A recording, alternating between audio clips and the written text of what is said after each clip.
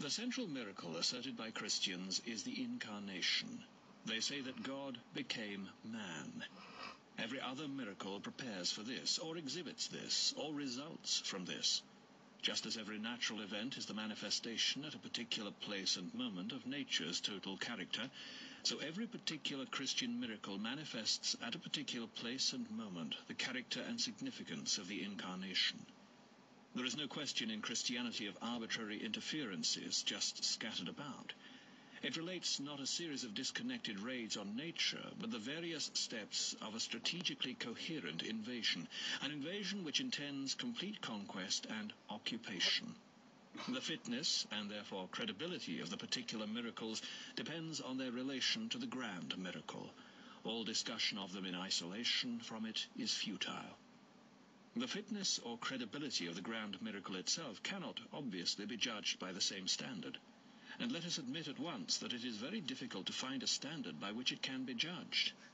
If the thing happened, it was the central event in the history of the earth, the very thing that the whole story has been about. Since it happened only once, it is by Hume's standards infinitely improbable. But then the whole history of the earth has also happened only once. Is it therefore incredible? Hence the difficulty which weighs upon Christian and atheist alike of estimating the probability of the Incarnation. It is like asking whether the existence of nature herself is intrinsically probable. That is why it is easier to argue on historical grounds that the Incarnation actually occurred than to show on philosophical grounds the probability of its occurrence. The historical difficulty of giving for the life, sayings, and influence of Jesus any explanation that is not harder than the Christian explanation is very great. The discrepancy between the depth and sanity and, let me add, shrewdness of his moral teaching and the rampant megalomania which must lie behind his theological teaching, unless he is indeed God, has never been satisfactorily got over. Hence the non-Christian hypotheses succeed one another with the restless fertility of bewilderment. Today we are asked to regard all the theological elements as later accretions to the story of a historical and merely human Jesus. Yesterday we were asked to believe that the whole thing began with vegetation myths and mystery religions, and that the pseudo-historical man was only fadged up at a later date. But this historical inquiry is outside the scope of my book. Since the Incarnation, if it is a fact, holds this central position, and since we are assuming that we do not yet know it to have happened on historical grounds, we are in a position which may be illustrated by the following analogy. Let us suppose we possess parts of a novel or a symphony. Someone now brings us a newly discovered piece of manuscript and says, "This is the missing part of the work. This is the chapter on which the whole plot of the novel really turned. This is the main theme of the symphony." Our business would be to see whether the new passage, if admitted to the central place which the discoverer claimed for it, did actually illuminate all the parts we had already seen and pull them together. Nor should we be likely to go very far wrong. The new passage, if spurious, however attractive it looked at the first glance, would become harder and harder to reconcile with the rest of the work the longer we considered the matter. But if it were genuine, then at every fresh hearing of the music or every fresh reading of the book, we should find it settling down, making itself more at home, and eliciting significance from all sorts of details in the whole work which we had hitherto neglected. Even though the new central chapter or main theme contained great difficulties in itself, we should still think it genuine, provided that it continually removed difficulties elsewhere. Something like this we must do with the doctrine of the Incarnation.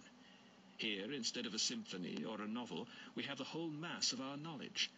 The credibility will depend on the extent to which the doctrine, if accepted, can illuminate and integrate that whole mass. It is much less important that the doctrine itself should be fully comprehensible. We believe that the sun is in the sky at midday in summer, not because we can clearly see the sun, in fact we cannot, but because we can see everything else.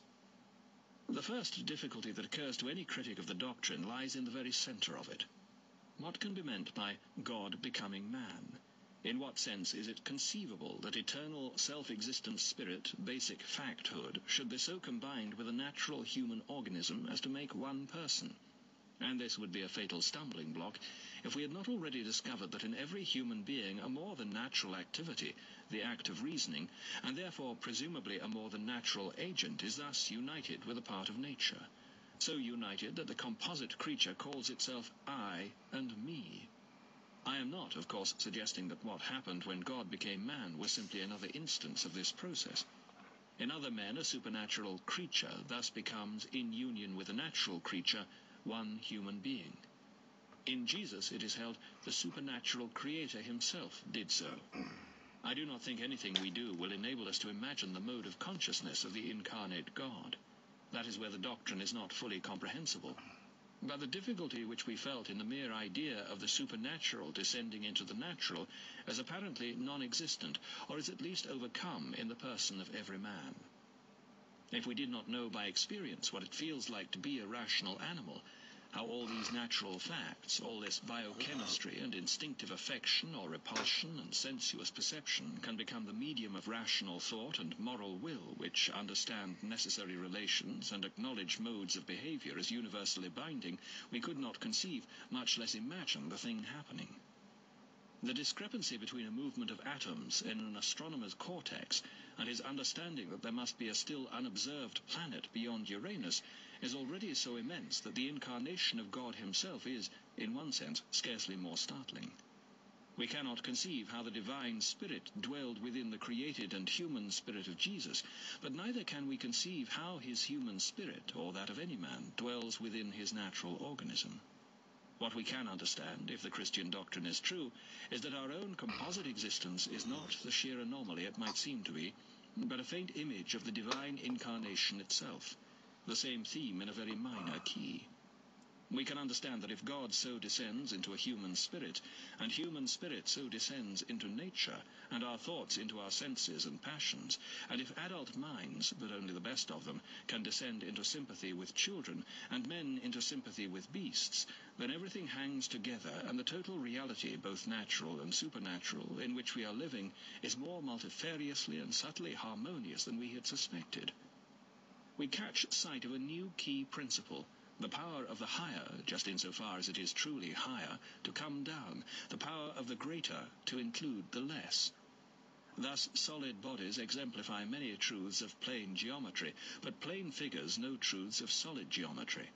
Many inorganic propositions are true of organisms, but no organic propositions are true of minerals. Montaigne became kittenish with his kitten, but she never taught philosophy to him. Everywhere the great enters the little, its power to do so is almost the test of its greatness. In the Christian story, God descends to reascend. He comes down from the heights of absolute being into time and space, down into humanity, down further still, if embryologists are right, to recapitulate in the womb ancient and pre-human phases of life, down to the very roots and seabed of the nature he has created. But he goes down to come up again and bring the whole ruined world up with him.